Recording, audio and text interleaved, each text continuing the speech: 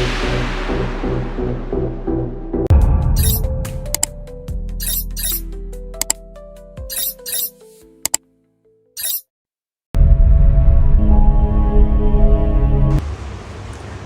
warahmatullahi wabarakatuh. Halo para sobat, jumpa lagi kita di podcast Catatan Ilmu, tempat kita membedah pengetahuan tidak hanya dari sudut pandang ilmiah, tetapi juga dari ilmu filsafat dan agama. Saya Maulana Azam sebagai host akan mengajak para sobat untuk berpikir lebih dalam tentang apa yang kita ketahui, bagaimana kita tahu, dan bagaimana cara kita mengetahuinya, dan yang paling penting adalah bagaimana setelah kita mengetahui sesuatu. Hari ini kami akan ditemani oleh Pak Ari Samudra. Beliau adalah seorang dosen yang mengajar ilmu filsafat, metodologi, dan seringkali meriset tentang agama.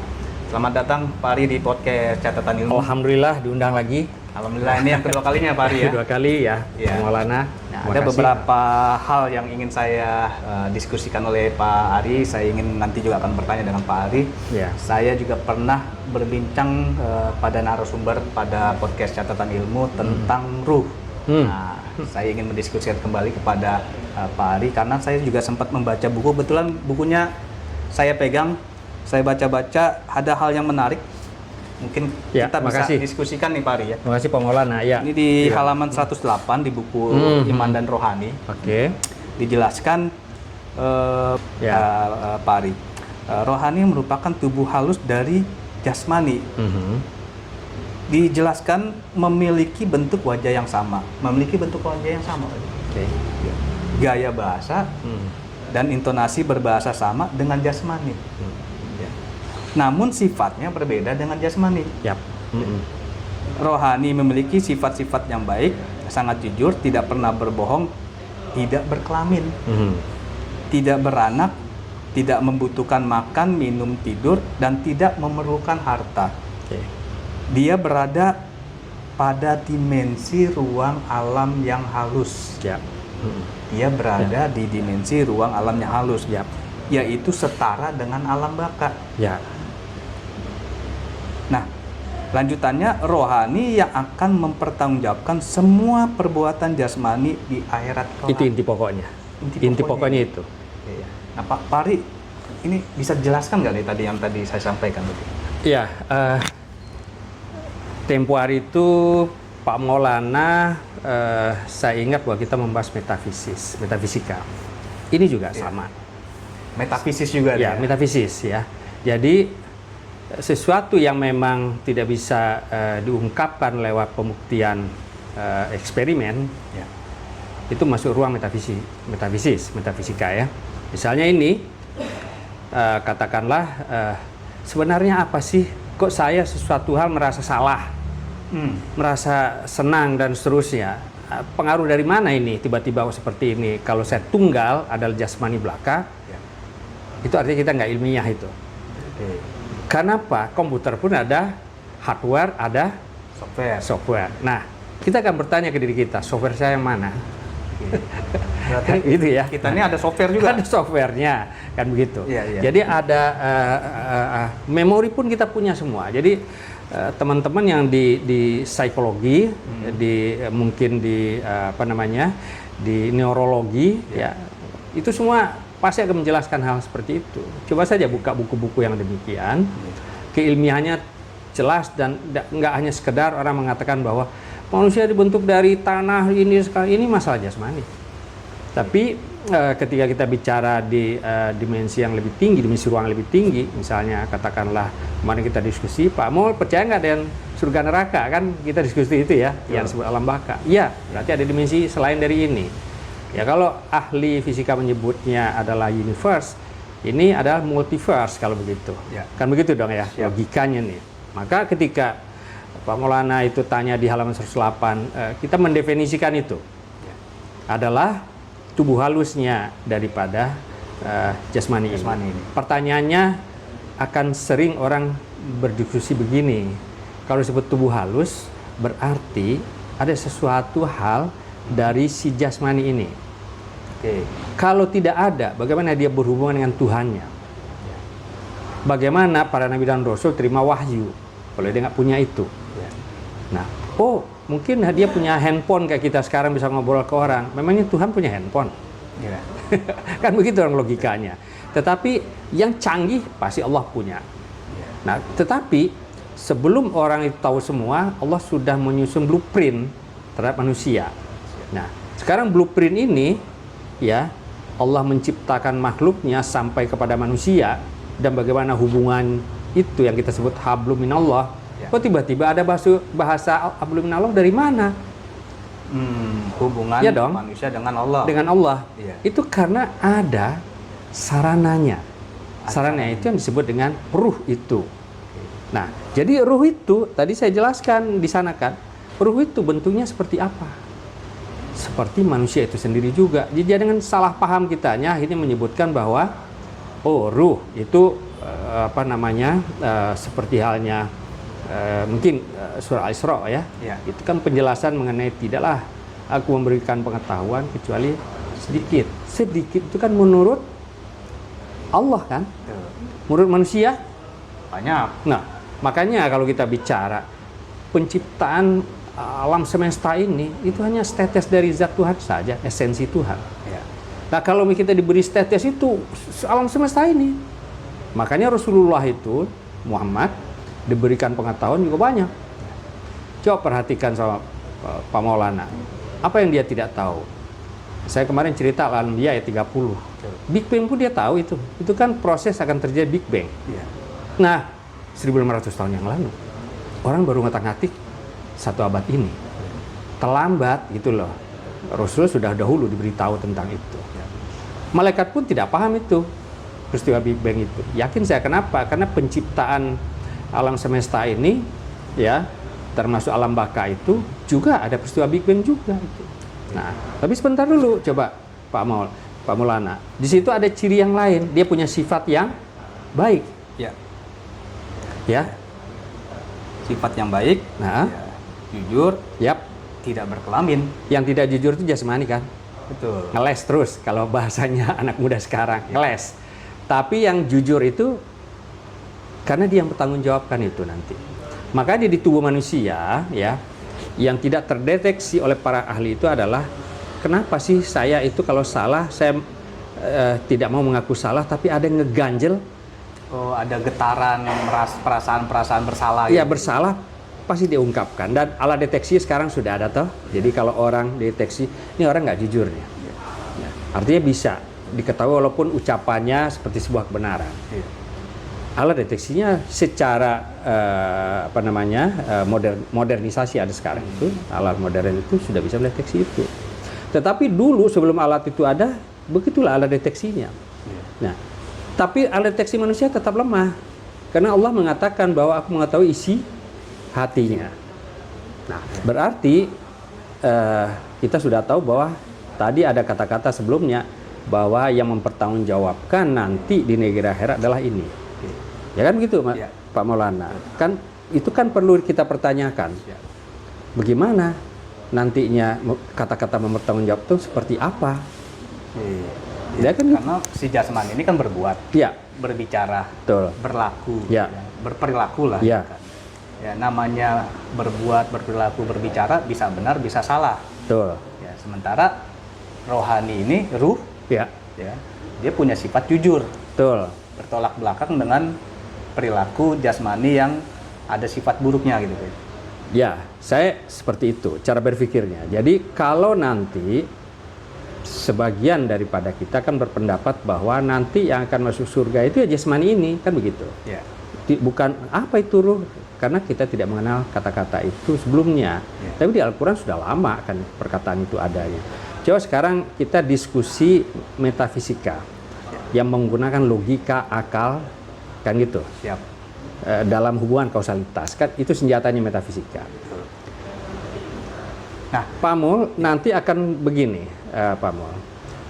Sebenarnya masuk surga itu kalau kita bertahan dengan posisi itu jasmani, gitu ya.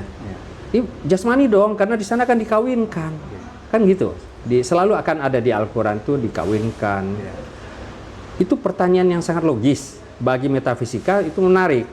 Kenapa begitu? Karena kalau jasmani itu berangkat, ketika dia kemudian meninggal, kemudian dia masuk jasmani itu ke sana, jasmani itu kan seluler, sel. Sel. Ya, Betul, makhluk bersel. Ya. Makhluk bersel. Ya. Nah, kalau dia bersel, apa sel bisa hidup di dimensi ruang yang lebih tinggi itu? Ini masalah dimensi ruang. Ya. Karena kita tadi kenal dimensi ruang alam semesta ini, dimensi ruang yang di atasnya. Dimensi yang di atasnya berlapis-lapis di Al-Quran. Mungkin pernah narasumber yang lain juga bicara itu ya, narasumber. Ini kan menjelaskan berlapis. Coba bayangkan, satu lapisan saja itu sudah terjadi perubahan yang mendasar. Artinya di atas dimensi ruang kita ini itu lebih terasa temperatur lebih panas, kemudian mungkin saja dia tidak lagi bisa dikatakan atom dan seterusnya. Bisa saja. Tetapi ada yang menarik, yaitu kalau benar bahwa yang masuk surga itu adalah jasmani, kita akan mengkaitkan kausalitasnya. Dia dikawinkan. Ya. Tentu dia dikawinkan dengan yang jasmani juga dong di situ. Betul. Nah, kalau dia kawin, dia punya anak. Betul. Kalau dia punya anak, saya mau tanya, itu bidannya siapa? Rumah sakitnya di mana? Iya. Di surga itu. Itu nanti akan dijawab orang, ya itu kalau memang ada rumah sakitnya, itu mah bumi lagi itu. Nah, kan bisa begitu bahasanya. Kita ini berlogika aja ya, Pak. Nah, berlogika dulu, karena memang metafisika di situ kuncinya. Nah, sekarang coba, kalau misalnya sampai kemudian di dimensi ruang alam baka itu dikawinkan, juga saya akan tanya lagi, KUA-nya siapa? Kan gitu. Terus kalau mau buang air, kencingnya bayar 2.000 di mana? Iya. Ini bukan olok-olok, tetapi logika ini penting untuk menjelaskan bahwa ini masuk di akal nggak kira-kira seperti. Artinya itu kotor lagi nanti kalau jasmani. Itu loh, saya ingin menyanggah itu. Bukan surga lagi ya. Bukan surga. Makanya harus yang setara, yang resonan dengan dimensi ruang itu. Ilmiahnya itu, ya, resonansi kata-katanya. Yang resonansi itu adalah ruh. Tetapi kita harus juga tegaskan, mana ruh dengan malaikat tidak sama. Ya. Ruh dengan malaikat tidak sama. Tidak sama. Jadi jangan langsung kita ngomong ruh terus malaikat. Bukan. Ya. Nanti kita lihat ayatnya. Ya. Gitu. Selanjutnya, silakan. Ya, Pak Ari, ini kita baru bicara nih di dalam podcast ini kan kita bicara tadi pendekatan kita tidak hanya dari sisi ilmiah, filsafat dan agama ya. Nah, tadi rohani merupakan tubuh halus dari jasmani. Ya. Kan? Tadi Pak Ari bilang ada tingkatan yang lebih tinggi nih. Ya. Ini gimana cara kita bernalarnya nih Pak Ari? Maksudnya dimensi ruang? Iya, dimensi ruang itu. Artinya kalau jasmani hidup di alam ini. Ya, oke. Nah, rohani itu hidup, kalau yang lebih tinggi itu, yang dimaksud dengan hidup yang di alam yang lebih tinggi itu seperti apa Pak Ari? Oke. Sebagian ada orang seperti Pak Saidunam pertama itu tidak percaya dengan sudah adanya surga dan neraka. Ya, orang namanya punya pendapat sih boleh-boleh saja. Saya juga tidak pernah memaksakan. Ini kan kita ngobrol-ngobrol saja kan. Berpikir kenapa? Itu kan dari muhasabah. Muhasabah itu kan disuruh Allah. Bermuhasabahlah. Kenapa? Karena kita dengan bermuhasabah itu akan banyak nanti pengetahuan. Apalagi di malam hari bangun 1/2 malam itu lebih tepat untuk khusyuk. Nah, di situ Allah memberikan pengetahuan. Ya, diskusi atau hadis Rasulullah juga dijelaskan bahwa Allah turun ke langit bumi itu di menjelang pagi atau 1/2 malam itu. Nah, itu menunjukkan bahwa kasih sayangnya turun. Dia memberikan pengetahuan karena itu melawan gravitasi ilmiahnya itu. Ya.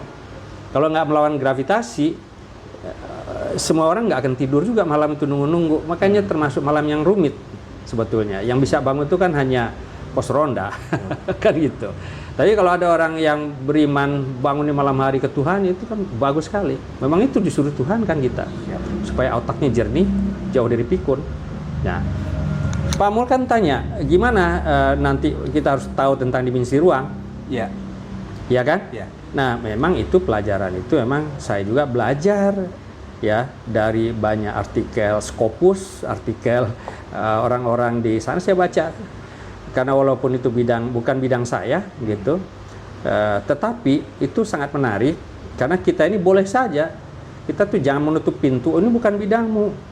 Oh sekarang saja profesor boleh zigzag kok. Artinya di bidang ini, tapi di luar negeri ya. Lintas ilmu maksudnya. Lintas ilmu di Australia, sekarang di Selandia Baru, di Eropa ada banyak. Di kita yang masih linear. Kalau saya masih linear tuh. Nah, dari S1 sampai S3 masih linear. Tapi kenapa saya katakan begitu? Karena untuk kita mendekat kepada Allah itu dari semua sudut pandang, paradigma apapun boleh. Nah, karena itu kita belajarlah sedikit tidaknya tentang dimensi ruang. Nah, sekarang dimensi ruang setelah kita ini ada nggak? Itu dulu kan pertanyaan kita. Saya meyakini tidak ada. Ya, kenapa? Kalau ada kita ini gaib juga. Ya.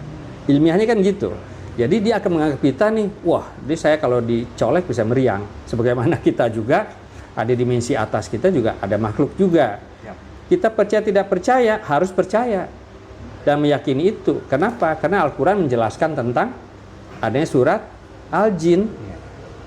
Tiada ada makhluk yang diciptakan Allah sebelum kita. Pertanyaannya apa dia hidup di kita atau dimensi ruang yang berbeda? Ya kan? Ya. Nah, kalau dia tidak di dimensi ruang kita ini, kalau dimensi ruang ini kita belanja di pasar barang-barangan dia. Tapi karena tidak, berarti ada makhluk yang berbeda. Ilmiah tentu karena ilmu Allah. Yang tidak ilmiahnya kita tidak meyakini itu. Itu yang menyebabkan karena secara dimensinya berbeda, makhluk seperti jin atau bahkan ruh, kadang-kadang kita bahas ruh, itu yang tidak terlihat secara kasat mata kita. Betul. Karena tidak seresonan. Setuju, itu dia. Nah, Pak Ari, ini kita harus kupas tipis-tipis nih Pak. Iya, kupas tipis-tipis ya.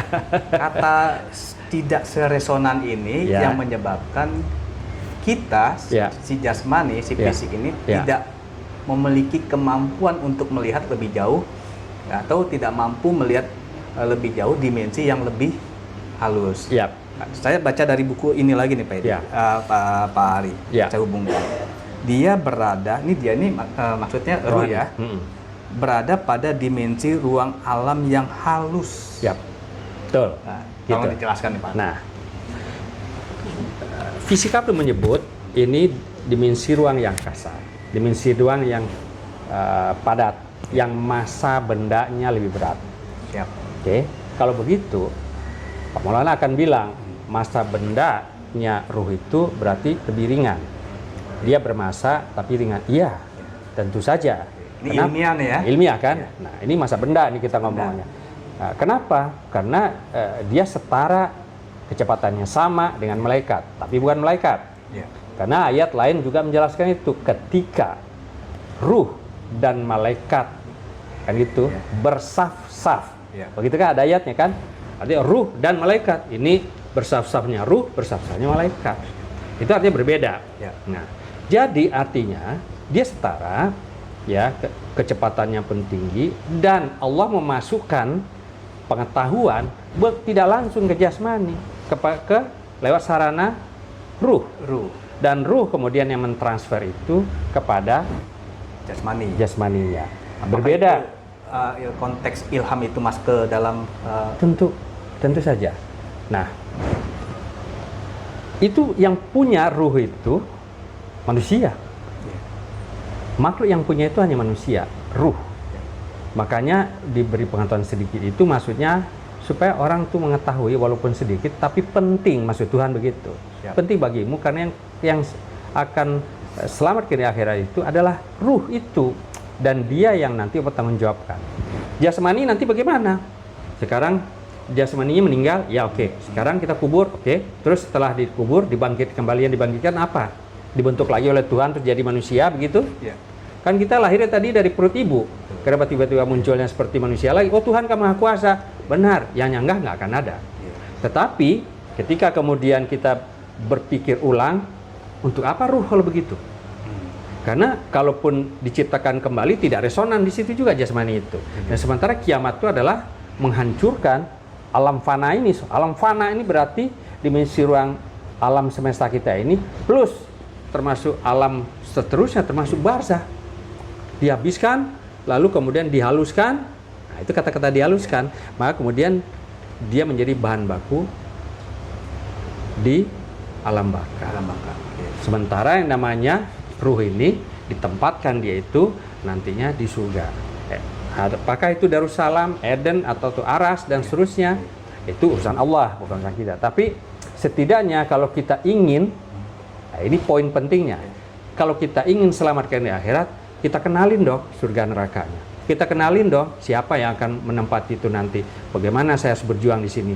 Karena saya nanti berjuang hanya mungkin 60, 70 tahun, 80 tahun hidup di dunia, tapi kekal selama-lamanya di situ. Ya kan gitu? Itu kan penting. Berpikir ilmiah, berpikir untuk supaya kita mau selamat itu dari sekarang. Itu poinnya. Bukan nanti. Nanti ajalah, udah tua aja baru belajar. Sudah nggak kuat. Maka dari muda kita isi. Kalau memori kita penuh dengan isian seperti itu, Pak Maulana, itu insya Allah bahwa meninggal pun kita nggak usah disuruh baca la ilaha illallah, nggak usah disuruh, karena sudah jadi memori.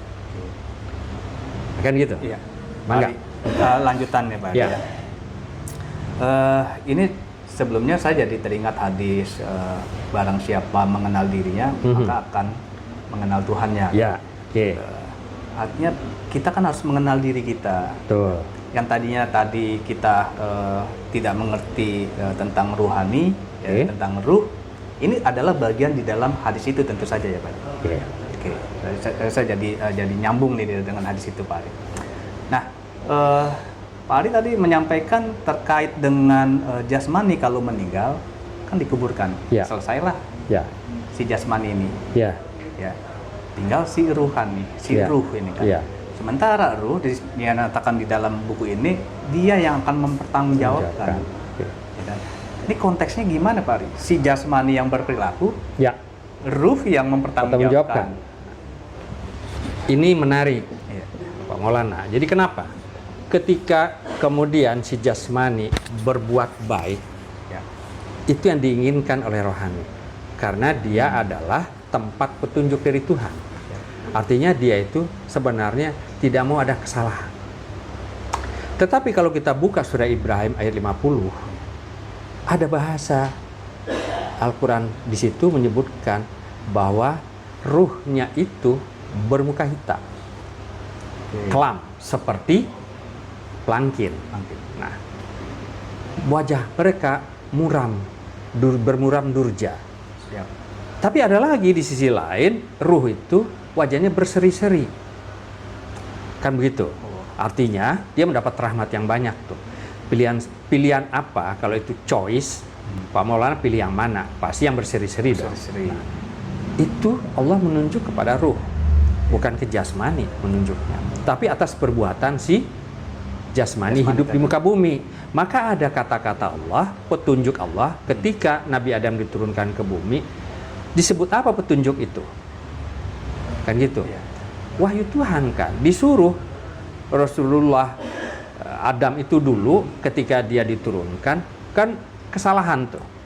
Di Al-Baqarah disebutkan pakaiannya tertanggal. Pakaian siapa itu? Adam. Pakaian rohani. Ruhnya Adam. Pada saat dia masih ada di surga kan? Kan bukan di bumi dia. Kata-kata diturunkan berarti dia kemudian setelah itu ada di bumi. Kalau dia nggak ada pakaian lagi di bumi, itu artinya dia bertelanjang. Karena pakaiannya lepas itu. Pakaiannya lepas di sana. Tentu bukan pakaian jasmani ya? Bukan. Karena pakaian jasmani baru ditemukan di zamannya Nabi Idris. Baru ada tenunan.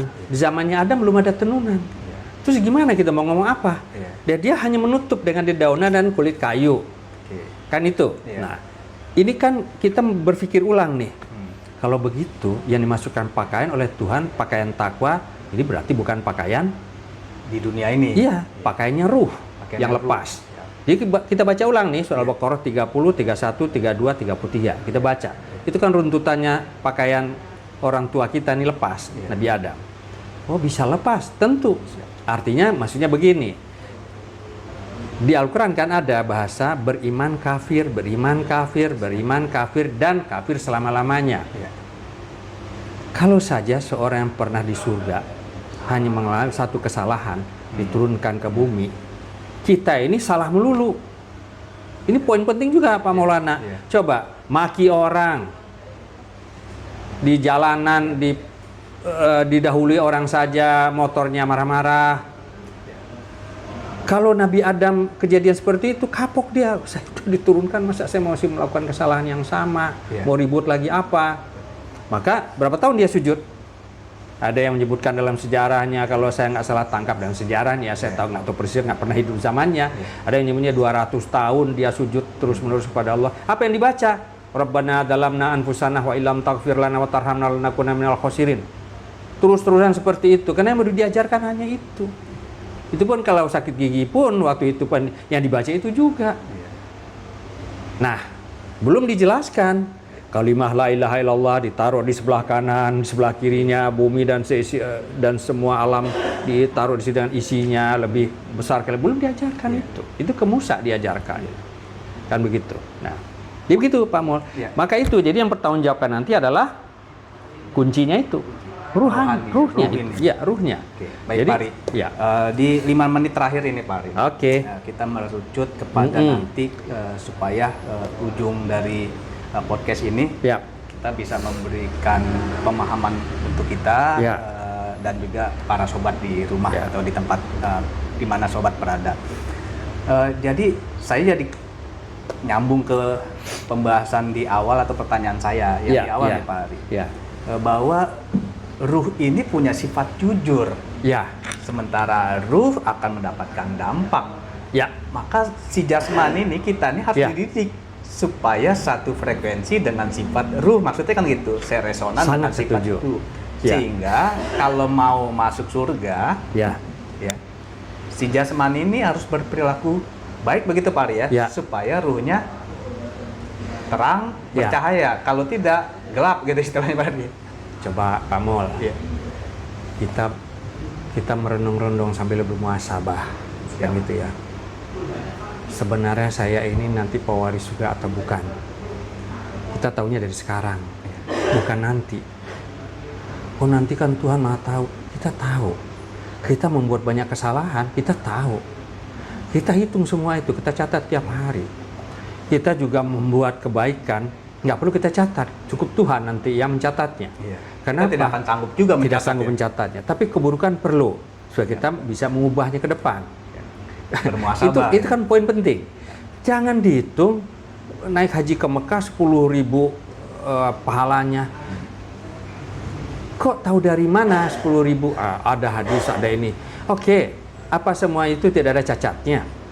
Kalau tiba-tiba yang 10.000 itu cuma satu gimana? Itu maksudnya saya sedang menggali hadis Rasulullah. Janganlah kau menghitung-hitung kebaikanmu, hitunglah keburukanmu. Karena nanti keburukan itulah yang menjerumuskan kamu. Nah kalau kita hati-hati, kemudian untuk urusan negeri akhirat ini kita jangan sampai membuat keburukan, pasti dong selamatkan di akhirat. Tapi kalau kita hanyut, wah pahala saya udah sekian, tahu-tahu nyelonongnya ke ke negatif, ke neraka. Apa yang terjadi? Menyesal di belakang hari. Maka kita baca Al-Quran, mereka berteriak minta dikembalikan ke bumi, karena buminya sudah nggak ada, kan sudah kiamat, sudah dihabiskan. Di kemana? Kira-kira kemana mau diopernya? Sudah nggak bisa. Itulah penyesalan tidak akhir. Dan penyesalan, ini poin terakhirnya, selalu ada di belakang. Bagaimana cara sekarang penyesalan kita taruh di depan? Jadi artinya kita hati-hati dulu yang sampai ada satu hal yang menyebabkan kita menyesal. Itu artinya ditaruh di depan tuh istilahnya. Kalau kita taruh di belakang, selalu manusia itu menyesalnya di belakang. Terlambat lah gitu. Terlambat. Nah, gitu. Jadi kalau kita taruh di depan, kita berhati-hati. Dan itu Allah yang nyuruh. Berhati-hatilah kamu, berhati-hatilah kamu. Berapa ayat yang menjelaskan berhati-hati banyak sekali. Kira-kira begitu Pak Maulana. Terima kasih Pak Ari. Banyak sekali yang bisa saya ambil pelajaran dari diskusi pada hari ini. Para sobat, demikianlah di akhir podcast catatan ilmu pada sore hari ini. Hal yang bisa kita ambil dan kita petik pelajaran pada diskusi hari ini adalah perlunya kita mengenal lebih banyak tentang diri kita. Bagaimana kita nanti setelah kita mengalami kematian dan kehidupan yang seperti apa yang akan kita alami. Demikian Pak Riyad. Yap. Dan tentu saja sebagai manusia yang memiliki keyakinan tentang kehidupan dalam beragama, kita menginginkan bahwa kehidupan kita setelah kematian adalah kehidupan yang menyelamatkan diri kita. Ya. Oleh karena itu sudah selayaknya kita terus belajar, memahami hakikat dalam kehidupan dan selalu memahami tentang kedekatan kita kepada Allah yang Maha Pencipta. Ya. Semoga kita menjadi manusia yang diselamatkan oleh Allah Subhanahu wa taala dan kita dimasukkan ke dalam alat nikmatnya. Demikian para sobat, semoga bermanfaat terutama untuk diri saya pribadi, dan terima kasih Pak Ari atas Ya, diskusi sama-sama, pada hari ini. Pak Maulana. Kita Ya. berkenan di podcast berikutnya. Terima kasih. Ya.